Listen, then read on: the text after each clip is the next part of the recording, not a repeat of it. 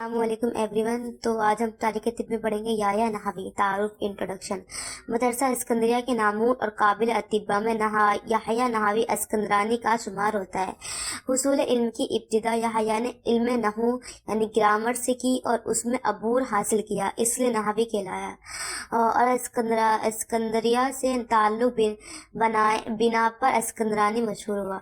نحوی کیوں کہلائے؟ کیونکہ اس نے علم میں بہت عبور یعنی کہ بلندیاں حاصل کی، اور اسکندریہ مدرسے سے جو بھی تعلق رکھتا تھا اس کے نام کے آگے اسکندرانی لگ جاتا تھا، تو ایسے اس کا نام کے آگے لگ گیا. یحییٰ کا اصل وطن مصر تھا. وہ مذہب سے عیسائی تھا. اس نے اولاً ملا کا پیشہ اختیار کیا، پھر دینی عالم بن کر مصر کے ایک کلاسا میں پادری بن گیا، اور آخر میں علم طب کی طرف رجوع کیا اور طبیب دانا ثابت ہوا. ٹھیک ہے، سب سے پہلے وہ پادری بنا تھا. یحییٰ کا زمانہ حیات کیا تھا، یعنی کب اس کی برت ہوئی، کب اس کی ڈیتھ ہوئی. اس بات پر ماکرین میں شدید اختلاف ہے، یعنی کہ بہت اختلاف ہے، یعنی سب کی الگ الگ رائے ہیں.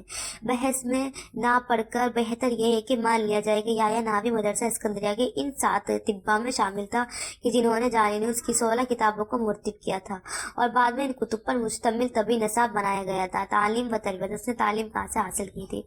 تقریباً 40 سال تک یحییٰ علم و فضل سے محروم رہا، یعنی 40 سال تک اس نے کوئی علم حاصل نہیں کیا. ٹھیک ہے، جیسا کہ عرض کیا ابتدا میں وہ ایک ملا تھا. ٹھیک ہے، 40 سال بہت زیادہ ہوتے. چنانچہ اس کی کشتی میں سوار ہو کر مدرسہ اسکندریہ کا ایک مدرس اور دیگر صاحب علوم لوگ روزانہ دریا کو پار کیا کرتے تھے. وہ کشتی چلایا کرتا تھا، تو اس میں کیا ہوا کرتا تھا کہ جو اسکندریہ مدرسہ تھا، وہاں کے جو بچے تھے، مطلب جو بھی تھے طبیب جو بھی تھے، جانے کے لیے اسی کشتی میں سوار ہوا کرتے تھے، اور اسی دوران آپس میں علم و فضل کی باتیں کرتے تھے. تو آپس میں ڈسکشن بھی کرتے تھے، جن کو سن کر یحییٰ بے حد متاثر ہوا، یعنی اٹریکٹ ہوا، اور اس نے بھی علم حاصل کرنے کی ٹھان لی. لہٰذا اس نے اپنی کشتی بیچ دی اور مدرسہ میں داخلہ لے لیا، یعنی کشتی بیچ کے اس نے داخلہ لے لیا. جلد ہی وہ مختلف علوم و فنون میں ماہر ہو گیا. اس نے اپنے وقت کے نامور فلاسفہ اور حکماء سے تعلیم حاصل کی. سمجھ رہے ہو، پہلے وہ 40 سال تک کوئی اس نے علم حاصل نہیں کیا تھا. فضل و کمال. یحییٰ نحوی کو علم نحو، منطق، فلسفہ، طب و دینیات پر ملکہ حاصل تھا. اس نے فلسفے میں غیر معمولی فضیلت پائی اور کمال کو پہنچا.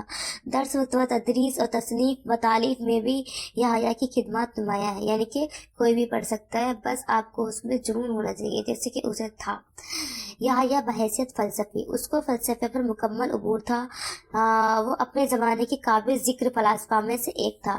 چنانچہ وہ ایک آزاد خیال فلسفی تھا، اس لیے کبھی کبھی اس کا فلسفہ مروجہ مذہبی عقائد سے اختلاف کا باعث بنتا. یعنی کہ کبھی کبھی وہ ایسا فلسفہ کرتا تھا کہ وہ مذہب کے حساب سے لکھتا تھا.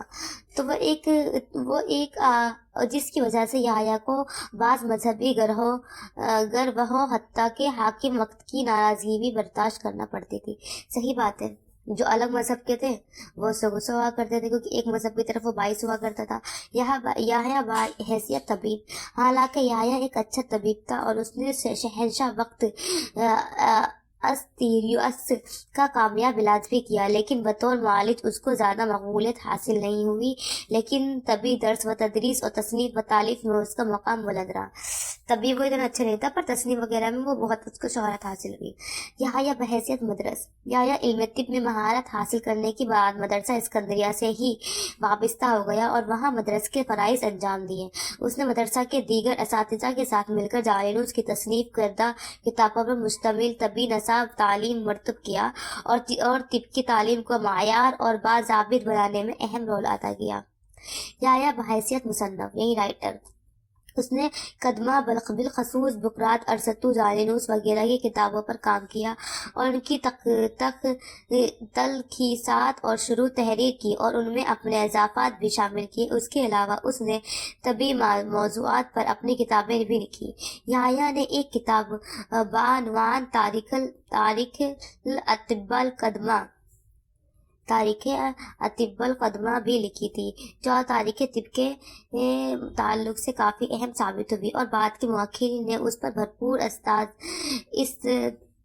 تفادہ کیا۔ مثلاً ابن ابی اسیبہ اور جمال الدین کفتی جیسے بلند پایہ محققین نے یحییٰ کی اس کتاب کو بنیاد بنا کر یعنی بیس بنا کر تاریخ طب سے بحث کی اور اکثر و بیشتر مقامات پر یحییٰ کی رائے سے اتفاق کیا۔ افسوس کہ اس کی نشاند ہی نہیں ہو پائی، اور آج اس کتاب کا کوئی نسخہ محفوظ بھی ہے یا نہیں، اور اگر ہے تو کہاں ہے۔